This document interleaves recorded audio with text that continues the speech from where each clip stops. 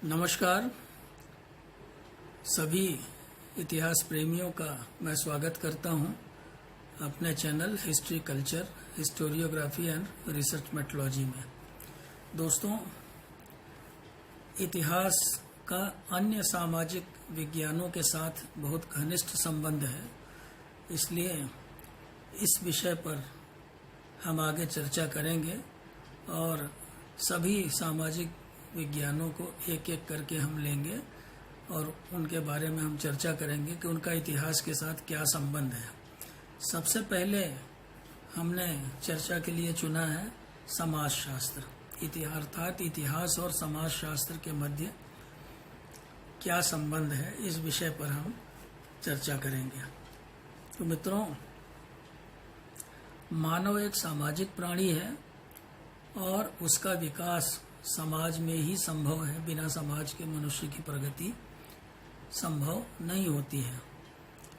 अगर हम देखें तो प्रागैतिहासिक काल से ही मनुष्य ने एक सामाजिक जीवन को अपना लिया था और मनुष्य ने कलेक्टिवली या कह सकते हैं कि सामूहिक रूप से रहना सीख लिया था और सामूहिक रूप से रहते हुए वो विभिन्न प्रकार की गतिविधियों को अंजाम देता था। धीरे धीरे प्रागैतिहासिक काल से आधुनिक काल तक हम पहुँचे हैं, उसमें समाज की बड़ी महत्वपूर्ण भूमिका है।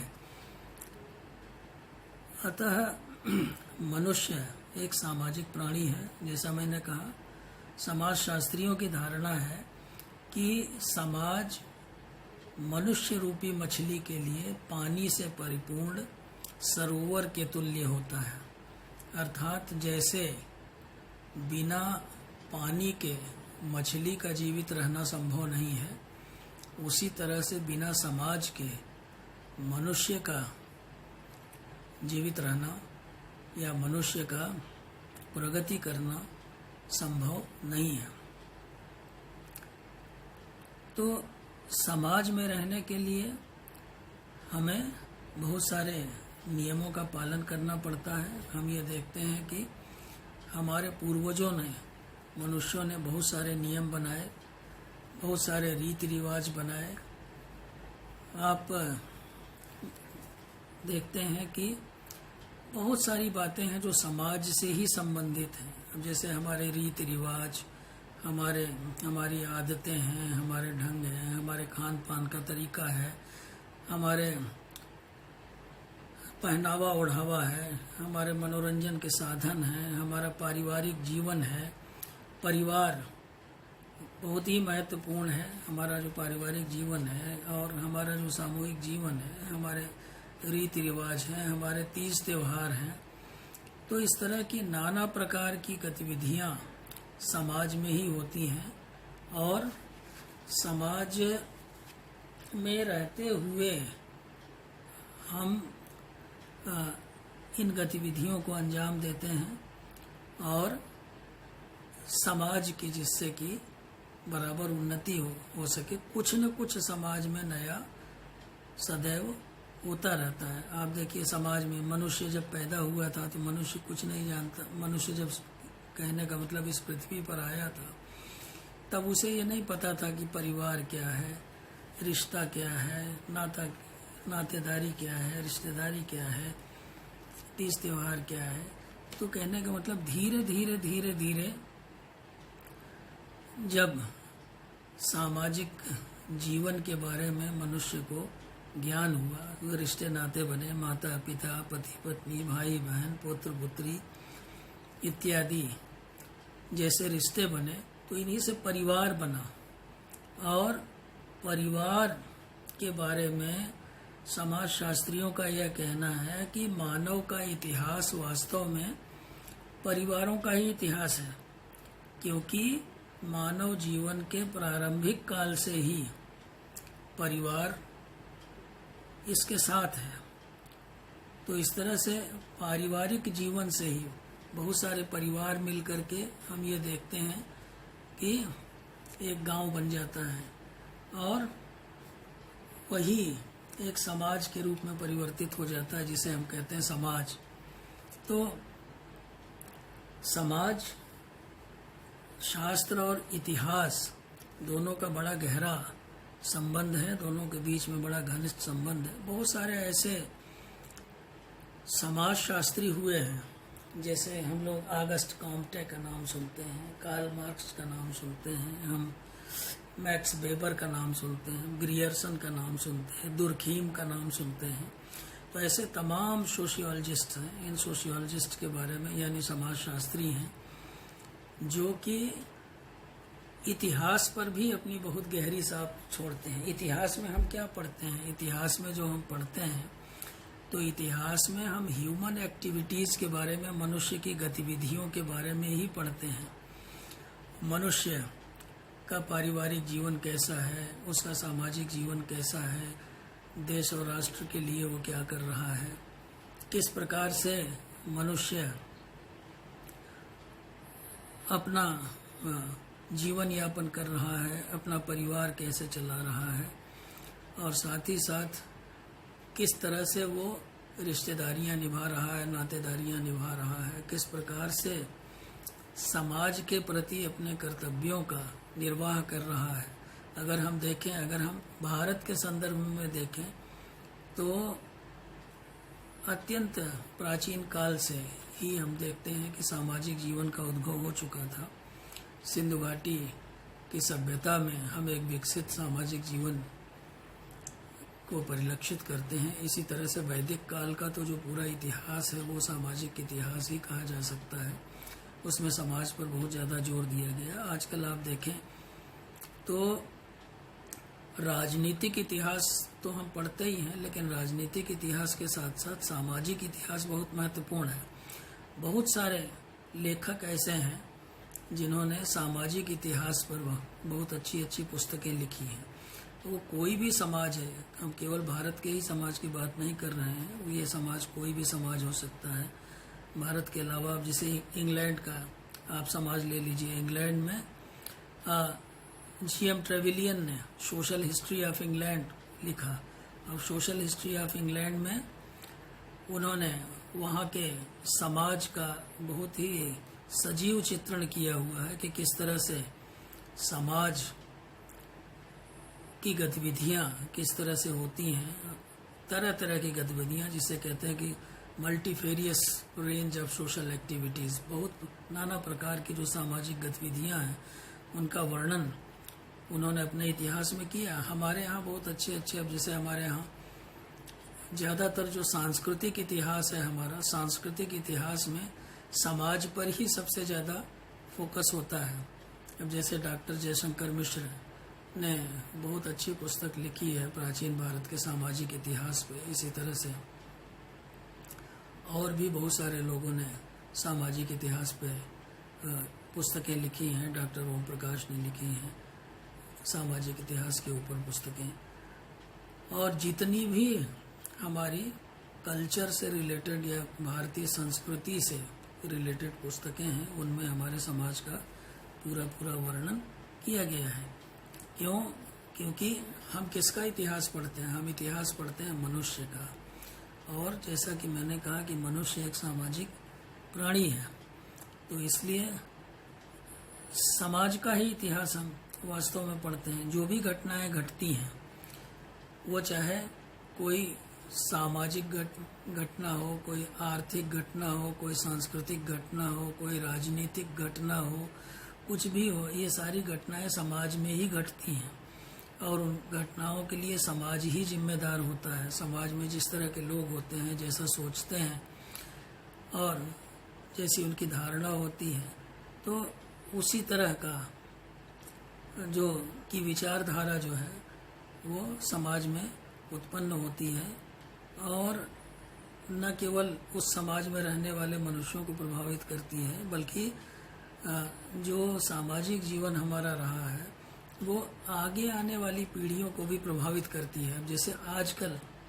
अगर हम उदाहरण के रूप में लें, तो आजकल भी वैदिक समाज में जो बातें रामायण काल में, महाभारत काल में, उपनिषदों के काल में जो बहुत सारी प्रथाएं, रीति रिवाज, मान्यताएं, धर्म इत्यादि जो उस समय प्रचलित थे, आज भी हम उनका अनुपालन करते हैं, आज भी हम उनके अनुसार चलने का प्रयास करते हैं। आज बहुत सारे जो समाजशास्त्री हैं वो इतिहास का अध्ययन, इतिहास को बहुत अच्छी तरह से समझने के लिए वो उस समाज का अध्ययन करते हैं जिस समाज में कोई विशेष शासक वर्ग पैदा हुआ है या कोई विशेष कम्युनिटी या कोई विशेष समुदाय, उसका अध्ययन करते हैं। जैसे अब आजकल हम लोग ये कहते हैं कि राजपूतों का इतिहास, हम ये कहते हैं चोलों का इतिहास, चालुक्यों का इतिहास, गुप्तों का इतिहास, वाकाटकों का इतिहास, या इसी तरह से हम यूरोपीय समाज में देखते हैं जो यूरोप का इतिहास हम पढ़ते हैं, फ्रांस का इतिहास, जर्मनी का इतिहास, इटली का इतिहास, इंग्लैंड का इतिहास। तो हर जगह हम देखते हैं कि हर जगह के समाज में कुछ न कुछ विशेष बातें होती हैं। अब जैसे आप जर्मनी को ले लीजिए, जर्मनी के लोग जो है वो अपने आप को सबसे श्रेष्ठ जातियों में मानते थे।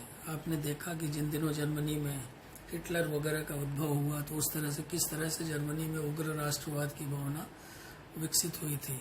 इसी तरह से आप भारत के समाज का तो मैंने बहुत सारा उदाहरण दिया, फिर भी आप देखिए हमारे यहाँ हमारे समाज में ये कहा जाता है भारतीय समाज के बारे में कि यूनिटी इन डाइवर्सिटी, शायद विविधता में एकता। हमारा जो समाज है वो उसमें इतनी ज़्यादा विविधता है, उस विविधता में भी हमें एक एकता दिखाई पड़ती है। हमारे यहाँ नाना प्रकार के, चूँकि बहुत बड़ा देश है तो इसलिए इस देश में बहुत सारी बोलियां हैं, बहुत सारी भाषाएं हैं, क्लाइमेट हर जगह का अलग अलग है, लोगों का खान पान रहन सहन उसमें काफ़ी भिन्नताएं हैं। त्यौहार, तीज त्यौहार वगैरह भी जो हम मनाते हैं तो तीज त्यौहार हमारे एक जैसे हैं, लेकिन उनको मनाने के तरीक़ों में थोड़ी भिन्नता है, लेकिन फिर भी हम एक सूत्र में बंधे हुए हैं, एक राष्ट्र में बंधे हुए हैं। हम कहते हैं कि हम भारतीय हैं, तो इसलिए हम कहते हैं कि विविधता में एकता हमें दिखाई पड़ती है। मित्रों, अगर आप देखें तो बिना समाजशास्त्र के अध्ययन के इतिहास को नहीं समझा जा सकता, क्योंकि आप यदि इतिहास को अच्छी तरह से समझना चाहते हैं तो हमें परिवार से ही प्रारंभ करना पड़ेगा। पहले हमें परिवार का ही अध्ययन करना पड़ेगा। हमने ये देखा है कि परिवार ही न जाने कितने दौर से गुजरा है। परिवार पहले संयुक्त परिवार होता था, आजकल छोटे छोटे परिवार होने लगे। परिवार में ये विघटन क्यों आया? पहले परिवार में कई पीढ़ियां एक साथ रहा करती थी, लेकिन आज परिवार की क्या स्थिति हो गई है। तो अगर हम इन बातों को समझने का प्रयास करें तो हम अपने इतिहास को अच्छी तरह से जान सकते हैं। इसी तरह से हम ये देखते हैं कि पहले मनुष्य जो था, अगर हम भारतीय संदर्भ में बात करें तो भारत में कोई भी जाति प्रथा नहीं थी, किसी भी प्रकार का वर्ण व्यवस्था वगैरह का उद्भव भी बाद में हुआ। पहले जो था वो केवल जब आर्य लोग भारत में आए तो केवल वो व्यवसायों के आधार पर बटे हुए थे। आगे चल कर के जो वर्ण व्यवस्था थी वो गुण और कर्म के अनुसार निर्धारित की गई थी। फिर आगे चल कर के जो जाति व्यवस्था विकसित हुई वो जन्म के आधार पर हो गई। फिर हम ये देखते हैं कि जातियों का प्रगुणन हो गया। एक ही जाति में न जाने कितनी जातियां आ गई। अब 50 तरह के ब्राह्मण हो गए, 50 तरह के क्षत्रिय हो गए, इसी तरह से वैश्य हो गए, शूद्र हो गए। धीरे धीरे धीरे धीरे आगे चल कर के और भी हम देखते हैं तमाम सामाजिक प्रथाएं जिन्होंने जन्म लिया। पहले हम लोग नहीं जानते थे कि बाल विवाह क्या होता है, पर्दा प्रथा क्या होता है, लेकिन धीरे धीरे धीरे धीरे इस तरह की प्रथाएं समाज में कैसे आ गई, इनका अध्ययन हम करते हैं। इसी तरह से सती प्रथा, जौहर प्रथा जैसी बुराइयां हैं, ये समाज में किस प्रकार से आ गई, कब से इनका प्रारंभ हुआ, इनके बारे में हम पढ़ते हैं। तो तमाम इस तरह की बातें, तमाम इस तरह के रीति रिवाज हैं जिनका हम पालन पोषण करते हैं, जिनको हम मानते आए हैं शुरू से लेकर आज तक जो है, तो हमारा जो समाज है आज हम भले अपने आप को आधुनिक कहते हैं, लेकिन आज भी हमारा जो समाज है वो परंपरा से काफ़ी हद तक जुड़ा हुआ है। अपनी पुरानी परंपराओं को त्यागना, उसके लिए हम चाहे जितने भी आधुनिक हो जाएं, लेकिन अपनी पुरानी परंपराओं को त्यागना हमारे लिए संभव नहीं है। तो सोशियोलॉजी जो है या समाजशास्त्र जो है वो जो किसी भी समाज की विभिन्न संस्थाओं का अध्ययन करता है, और हम इतिहास में उनका अध्ययन करते हैं। जितने भी विभिन्न सामाजिक संगठन, विभिन्न सामाजिक संस्थाओं का उद्भव कैसे हुआ, कैसे उसका विकास हुआ और आज हम किस स्थिति में पहुंचे हैं, इनका अध्ययन हम इतिहास में करते हैं। इसी तरह से हम समाज में जो सांस्कृतिक पहलू हैं, समाज के जो सांस्कृतिक विकास हुआ है, पूरे सांस्कृतिक विकास का हम अध्ययन करते हैं। इसी तरह से धार्मिक विकास, धर्म, रिलीजन एंड हिस्ट्री पे हम अलग से बातचीत करेंगे, लेकिन रिलीजन जो है वो भी समाज का ही एक अंग है, क्योंकि पशु पक्षी धर्म का पालन नहीं करते। धर्म का पालन कौन करता है? धर्म का पालन जो करता है वो मनुष्य ही है। मनुष्य ने ही धर्म की खोज की है, मनुष्य ही जो है वो धर्म को मानता है, धर्म का पालन करता है, और वो धर्म को किस रूप में लेता है, तो इन सब का अध्ययन भी हम समाजशास्त्र के अंतर्गत करते हैं। इसी तरह से शिक्षा है, मनुष्य ने शिक्षा को कितना महत्व दिया, एजुकेशन को, किस तरह से शिक्षा व्यवस्था की उत्पत्ति हुई और कैसे आगे चल कर के उसमें क्रांतिकारी परिवर्तन आते गए, और शिक्षा के विकास के साथ साथ मनुष्य की सोच बदली। जैसे मनुष्य अधिक शिक्षित होता गया और जैसे जैसे उसने धर्मनिरपेक्ष शिक्षा पर अधिक ध्यान दिया, वैसे वैसे हम ये देखते हैं कि उसके जो प्रगति का जो दायरा था वो ज़्यादा बढ़ता चला गया। पहले अगर हम देखें, प्राचीन काल में हम देखें तो शिक्षा जो थी वो धार्मिक संस्थाओं द्वारा दी जाती थी, धर्म तक ही सीमित थी, लेकिन धीरे धीरे आगे चल कर के उसमें धर्मनिरपेक्ष बातें शामिल होती चली गई और धर्मनिरपेक्ष विषयों की पढ़ाई होने लगी, तो जिससे मनुष्य की प्रगति और अच्छे तरीके से होने लगी। तो अगर हम देखें तो ये सब सारी बातें जो हैं, जो मैं कह रहा हूँ, इन सब सारी बातों से हमारे समाज में, चाहे वो धर्म हो, चाहे वो साहित्य हो, चाहे वो संगीत हो, चाहे फिलॉसफी हो, चाहे तरह तरह के रीति रिवाज हों, तीज त्यौहार हों, तो इन सब ने जो एक तरह का हमारा जो सोशल डायनामिक्स है, तो उसको आगे बढ़ाने में बहुत मदद की है, बहुत सहायता की है। हमारा समाज आज हम इतिहास पढ़ते हैं तो इतिहास में हम कहते हैं प्रिमिटिव सोसाइटी। प्रिमिटिव सोसाइटी हम क्यों कहते हैं? प्रिमिटिव सोसाइटी यानी जो पुरानी प्रागैतिहासिक काल की या प्राचीन समाज था, उसके बारे में हम कहते हैं। हम मेडिवल सोसाइटी कहते हैं, मॉडर्न सोसाइटी कहते हैं। क्यों कहते हैं मेडिवल सोसाइटी, मॉडर्न सोसाइटी? क्योंकि हर समय जीवन